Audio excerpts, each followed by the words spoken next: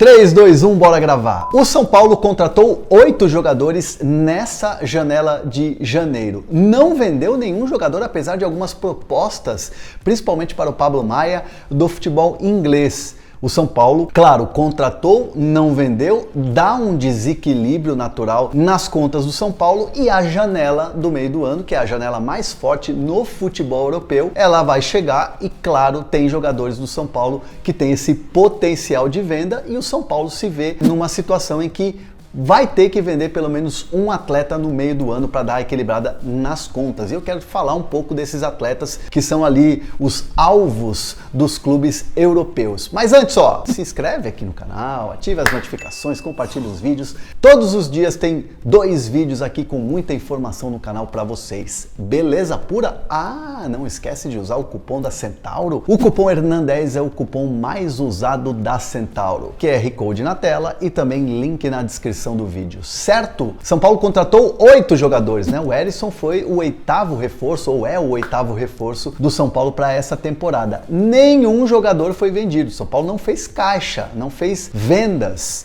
né, nessa janela de janeiro, que é verdade, assim, que não é uma baita de uma janela forte no futebol europeu, são contratações ali pontuais. A janela forte no futebol europeu é no meio da temporada, né, no meio do ano, né, quando vira o calendário europeu. No Brasil não é tão forte, principalmente forte para saídas. Então o São Paulo, para equilibrar as contas, se vê numa situação em que vai ter que vender jogadores nessa janela de meio de ano, sem dúvida nenhuma. Alguns jogadores do elenco do São Paulo, principalmente as crias de Cotia, são os atletas que têm assim maior potencial, né? Que já vem sofrendo um assédio de clubes europeus. Já alguns clubes vêm ligando, sondando, buscando informações desses jogadores também num planejamento quando virar a temporada lá na Europa. E aí eles, né, são jogadores formados em Cotia.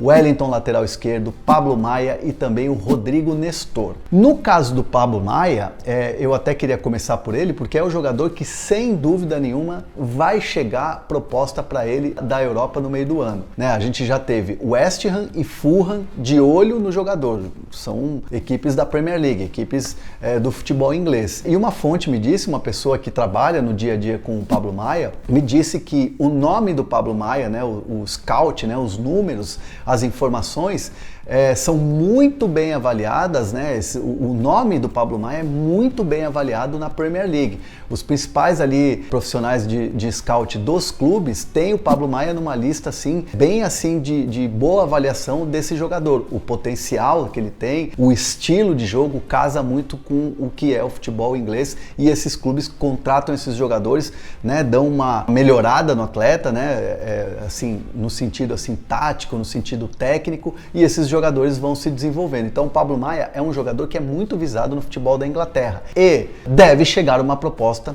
para ele no meio do ano. Então o São Paulo, assim, que até num primeiro momento para o futebol inglês não topou um empréstimo com uma opção de compra, o São Paulo só topa vender. E o valor que o São Paulo gostaria de vender o Pablo Maia é algo em torno de 10 milhões de euros, né? Claro que você vai falar, poxa André, mas o Danilo foi vendido por 20 para o Nottingham Forest, o Danilo do Palmeiras, mas o Danilo, apesar de ser jovem, o Danilo já tinha uma convocação na seleção principal, o Danilo tem conquistas de títulos, uma realidade um pouco diferente. O Pablo Maia é um jogador que o Rogério Ceni gosta muito e é um jogador que vem se firmando no São Paulo nas últimas temporadas. É claro que o valor de venda é diferente, porque o São Paulo não disputa títulos, né? Pablo Maia não é um jogador que tem convocação para a seleção principal, então assim, o valor de mercado acaba caindo um pouco. Então o São Paulo entende que a partir de 10 milhões de euros é uma situação que pode vender o atleta. Outro jogador que também tem esse potencial de venda na Europa é o Rodrigo Nestor. O Nestor é um jogador também que o Rogério Ceni gosta muito, é um jogador que tem melhorado a sua capacidade, ele tem bons números pelo São Paulo, número de passes, de assistências, número de jogos como titular, é um jogador hoje importante no elenco do São Paulo e é um jogador que já despertou também interesse do futebol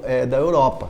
A Ucrânia, por exemplo, futebol ucraniano, Shakhtar já teve inclusive a possibilidade de fazer proposta para o São Paulo para comprar o Rodrigo Nestor, mas foi bem naquele período em que estourou a guerra com a Rússia, então o negócio acabou não acontecendo, né? Mas é um jogador que o São Paulo sabe que vem sendo monitorado por alguns clubes e, claro, pode ser também um outro que venha receber uma proposta na janela do meio do ano, e o São Paulo aí, claro, também vai avaliar os valores aí antes de fazer o negócio, se chegar a essa proposta, né? O Wellington é uma situação um pouco diferente, porque o Wellington, com a saída do Reinaldo, que vinha jogando como titular, e o Wellington vinha pedindo passagem, é outro jogador que também já despertou interesse, por exemplo, do futebol francês, do futebol italiano também, é outro também muito bem avaliado. Só que o São Paulo entende que precisaria ter uma reposição. O São Paulo não conseguiu contratar um lateral esquerdo. Até agora não contratou um lateral esquerdo, apesar do presidente Júlio Casares ter me falado que vai monitorar o mercado, está monitorando o mercado em busca de oportunidades. Então o São Paulo não fecha a porta para a vinda de um lateral esquerdo, mas tem que ser na base da oportunidade. Só que não tendo esse jogador para repor, né, o Wellington, se receber uma proposta no meio da temporada, fica um pouco mais complicado.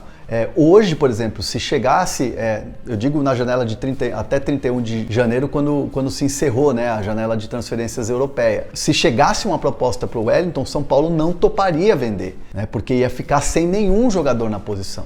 Aí é uma questão que eu vejo, né, colocando um pouco de opinião aqui no vídeo de informação, o São Paulo planejou mal essa questão do lateral esquerdo. Não renovou com o Reinaldo e também não teve um jogador para repor.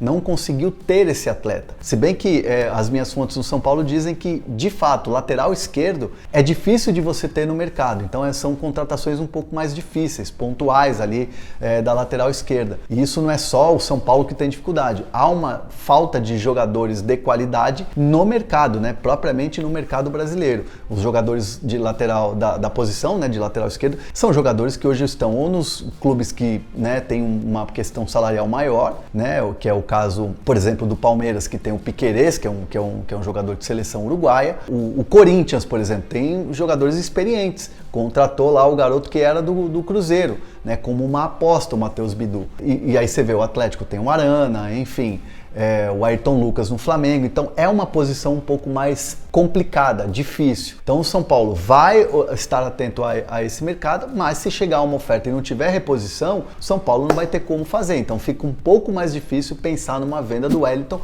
apesar dele ser também um jogador que é muito visado pelo mercado europeu. Deixa seus comentários aqui, quero os comentários sobre essa questão de venda. Tem que vender, a diretoria do São Paulo tem essa ideia de pelo menos vender um atleta nessa janela do meio do ano, para poder dar uma equilibrada nas contas. Quem vocês acham que poderia sair, hein? Quem vocês acham que o São Paulo poderia vender? De repente o Pablo Maia, porque você tem outros jogadores na posição, o Nestor, enfim. Deixa seus comentários aqui. Se você não se inscreveu no canal, se inscreve, ativa as notificações.